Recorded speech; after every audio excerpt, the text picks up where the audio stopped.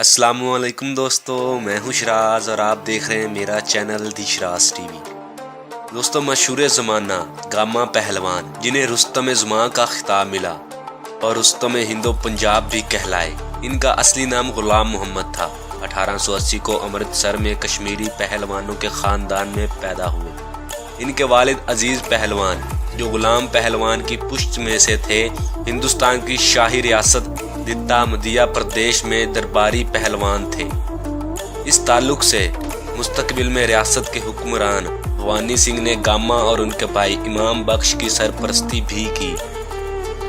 دوستو، اگر بات کریں گاما پہلوان کی قد و قامت اور خوراک کی تو گاما کا وزن 250 پاؤنڈ تھا، قد 5 فٹ 7 انچ، چھاتی 56 انچ اور ڈولا 17 انچ تھا۔ روزانہ 5000 بیٹھکیں اور 3000 ڈنڈ لگاتے تھے۔ بیٹھکیں لگانے کے لیے 90 کلو وزنی ڈسک استعمال کرتے تھے، جو آج بھی نیشنل میوزیم پٹیالہ بھارت میں موجود ہے۔ بلکہ 23 دسمبر 1902 کو 22 سال کی عمر میں گاما منداوی کے نزدیک نظر باغ محل میں 1200 کلو گرام وزنی پتھر اٹھانے کی وجہ سے بھی شہریت رکھتے ہیں۔ وہ بروڈا ریاست دنگل میں حصہ لینے گئے تھے تو یہ کارنامہ بھی کر دکھایا، لہذا 2.5 فٹ اونچا یہ پتھر بھی ان دنوں بروڈا کے عجائب گھر میں موجود ہے۔ ان کی روزانہ کی خوراک میں بکرے کا گوشت، مرغیاں، مکھن، دودھ، پھل اور 1.5 پاؤنڈ بادام کی سرتائی لازمی تھی۔ اس خوراک اور دیگر اخراجات کا انتظام ان مہاراجوں کی ذمہ داری تھی جن کے گاما درباری پہلوان تھے۔ دوستو، گاما کی پہلوانی کی تربیت کا آغاز 5 سال کی عمر میں کر دیا گیا تھا۔ 8 سال کے ہوئے تو والد کا انتقال ہو گیا۔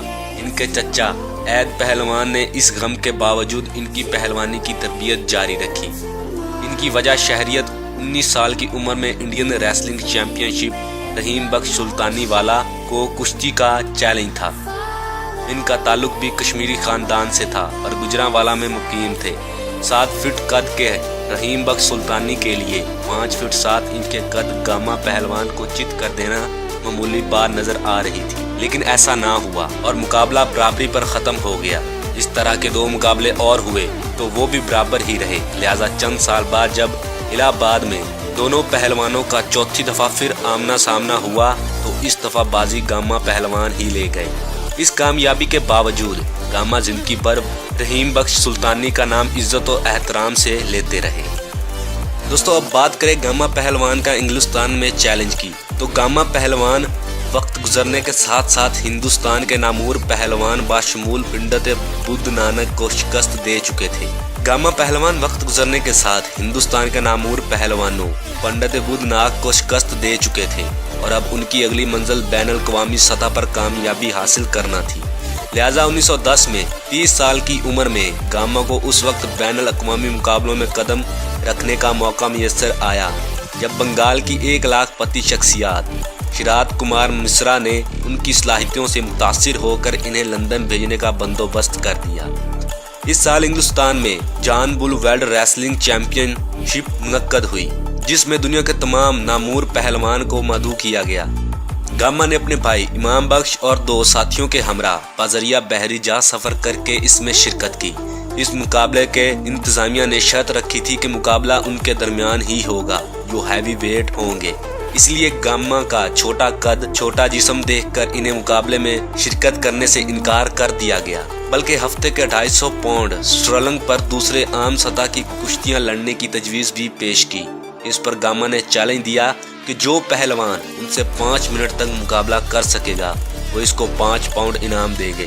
شروع میں 3 پہلوان میدان میں اترے اور تینوں نے 5 منٹ کے اندر شکست کھائی۔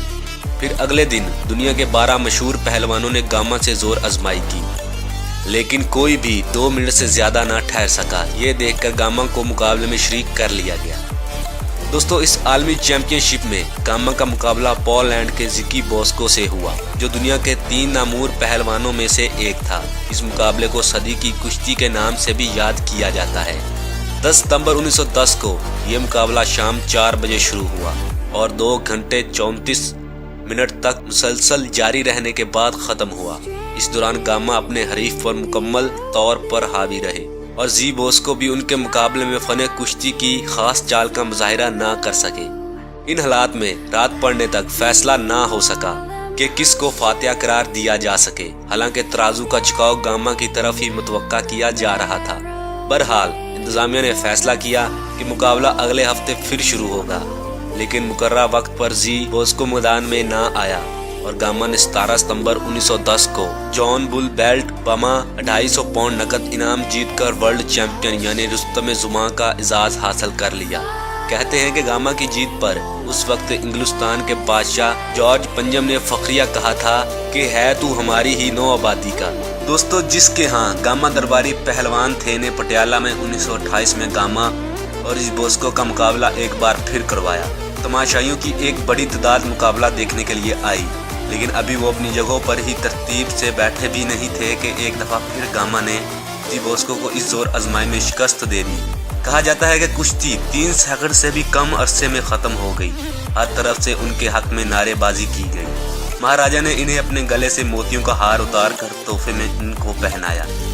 مہاراج ہی کے ہاتھی پر بیٹھ کر اور کندھے پر چاندی کا گرز اٹھائے ہوئے وہاں ایک جلوس نکالا گیا۔ انعام کے طور پر گاؤں میں زمین دی گئی اور ایک مناسب سالانہ وظیفہ بھی مقرر کر دیا گیا۔ دوستو، اس کے بعد مہاراجا پٹیالہ کا فرانس جانا ہوا تو وہاں کی سڑکوں پر گھومتے ہوئے ان کی ملاقات سوڈان کے رستم زماں جیسی پیٹرسن نامی ایک کووی ہیکل پہلوان سے ہوئی، جس نے انہیں روک کر گاما پہلوان سے مقابلے کا چیلنج کر دیا۔ مہاراج نے پیٹرسن کو پیشکش کی کہ مقابلے کی صورت میں اسے اخراجات کے علاوہ 20,000 روپے دیے جائیں گے۔ پیٹرسن پٹیالہ پہنچا، مقابلہ ہوا، لیکن وہ بھی گاما پہلوان کے سامنے ریت کی دیوار ثابت ہوا۔ دوستو، اس کے علاوہ گاما پہلوان نے مغربی پہلوانوں میں سوئٹزرلینڈ کے رستم یورپ جوہن لیم اور امریکہ کے پنجمن رولر کو بھی شکست دی۔ اس زمانے کے مشہور مغربی پہلوان فرانک گوج، روس کے جارج ہیکن شمیٹ اور جوڈو کے چیمپئن ٹارو میکے کو بھی چیلنج کیا، لیکن ان میں سے کوئی بھی گاما سے لڑنے پر آمادہ نہ ہوا۔ دوستو، اصل میں 1910 کے بعد گاما نے مہاراج کا درباری پہلوان بن کر اگلے 30 سال بہت نام کمایا۔ کامیابی ان کے قدم چومتی رہی اور مہاراجا ان کا دلدیدہ ہوتا گیا۔ اس دوران 1922 میں انگلستان کے شاہ جارج پنجم کے بیٹے پرنس آف ویلز ہندوستان آئے تو مہاراجا بھوپندر سے بھی ملنے کے لیے پٹیالہ گئے۔ وہاں ان کی آؤ بھگت کے ساتھ ان کے لیے مختلف کھیلوں کا اہتمام بھی کیا۔ گاما پہلوان کا تعارف بھی ہوا۔ انہیں پرنس آف ویلز نے ان کی کامیابی پر چاندی کا گرز پیش کیا۔ دوستو، یہاں آپ کو بتاتے چلے کہ 1936 میں شاہ جارج پنجم کے انتقال کے بعد پرنس آف ویلز اپنے والد کی جگہ بادشاہ بنے، لیکن پھر ایک خاتون کے عشق کے چکر میں صرف چند ہی ماہ بعد اپنی بادشاہی چھوڑ کر جون 1937 میں شادی کر لی۔ دوستو، بات کی جائے پاکستان میں گاما پہلوان کی آمدن کی تو تقسیم ہند کے بعد گاما اور ان کے خاندان کے افراد پاکستان کے شہر لاہور میں ہجرت کر کے آ گئے اور دریائے راوی کے نزد فرخ آباد میں رہائش اختیار کر لی۔ ایک دفعہ ایک بازار سے گزر رہے تھے کہ ایک دکاندار کسی وجہ سے گاما سے جھگڑ پڑا اور گالیاں بھی دی۔ گاما اس پر مسکرائے تو اس نے ان کے سر پر ترازو دے مارا، ان کے سر سے خون نکل آیا۔ دکاندار اپنے اس عمل سے خود ہی ڈر گیا تو اس پر گاما بھی سر پر لگے زخم پر رومال باندھ کر چلے آئے۔ بعض اکھاڑے کے شاگردوں نے پوچھا کہ آپ نے دکاندار کے خلاف رد عمل ظاہر کیوں نہیں کیا؟ تو انہوں نے کہا کہ جو گالیاں دیتا ہے وہ کمزور ہوتا ہے، لہٰذا کیا رستم زماں ایک کمزور سے لڑے؟ دوسرا، سر سے خون نکلنے پر غصہ بھی آیا تھا اور دل کیا تھا کہ اس کو اٹھا کر 20 گز دور پھینکوں، لیکن پھر اچانک خیال آیا کہ اگر غصے پر قابو نہ پایا تو رستم زماں کیسا؟ دوستو، ایک نظر گاما پہلوان کی ذاتی زندگی پر بھی ڈالتے ہیں تو گاما پہلوان جہاں اپنے مادھو کو اپنی کامیابی سے خوش کر رہے تھے، وہیں ان کی زندگی میں غم کے سائے بھی رہے۔ ان کی اولاد میں سے 2 بیٹے اور 4 بیٹیاں تھیں، لیکن 2 بیٹوں میں سے ایک تو بالکل چھوٹی عمر میں ہی وفات پا گیا اور دوسرا بیٹا جس کا نام جلال تھا وہ بھی کم و بیش 12 سال کی عمر میں انتقال کر گیا تھا۔ لہٰذا انہوں نے اپنے بھائی امام بخش کے بڑے بیٹے بھولو پہلوان کو پہلوانی کے باقاعدہ تربیت دے کر اپنے خاندان میں ایک اور بڑا پہلوان تیار کر دیا۔ انہوں نے بعد میں دنیا بھر میں کامیابی کے جھنڈے گاڑے۔ ان کے تعلقات میں یہ بھی اہم ہے کہ ان کی ایک بیٹی کی شادی ڈاکٹر حافظ بٹ صاحب سے ہوئی، جن کی بیٹی یعنی گاما پہلوان کی نواسی محترمہ کلثوم نواز صاحبہ ہیں، جو پاکستان کے سابق وزیر اعظم نواز شریف کی بیوی ہیں۔ دوستو، گاما پہلوان 50 سال سے زائد عرصے اکھاڑے کی دنیا پر حاوی رہے۔ اسی دوران وہ 1200 سے زائد پہلوانوں سے لڑے۔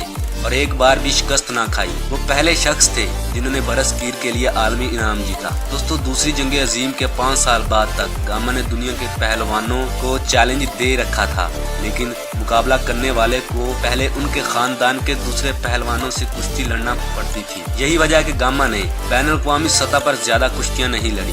1959 میں انہیں حکومت وقت کی طرف سے پرائڈ آف پرفارمنس کا صدارتی ایوارڈ اور 5000 روپے نقد انعام بھی ملا۔ دوستو 1955 میں گاما پہلوان پر دل کا پہلا دورہ پڑا اور اسی سال مزید 3 شدید دورے بھی پڑے۔ ان کے خاندان کے مطابق انہیں راوی دریا پر معمول کی ورزش کے دوران مختلف اوقات میں 2 دفعہ سانپ نے بھی کاٹ لیا تھا۔ بہرحال وقت گزرنے کے ساتھ ساتھ ان کی صحت مزید بگڑتی چلی گئی۔ اس زمانے میں صدر ایوب نے گاما پہلوان سے مکمل تعاون کیا۔ بالآخر 23 مئی 1960 کو گاما پہلوان اس دنیا سے رخصت ہو گئے۔ دوستو میری ویڈیو اگر آپ کو اچھی لگے تو میرے چینل کو سبسکرائب، میری ویڈیو کو لائک اور شیئر ضرور کریں۔ ہماری اگلی ویڈیو آنے تک اپنا اور اپنے پیاروں کا خاص خیال رکھیں۔ انشاءاللہ ملتے ہیں کسی نئی ویڈیو میں۔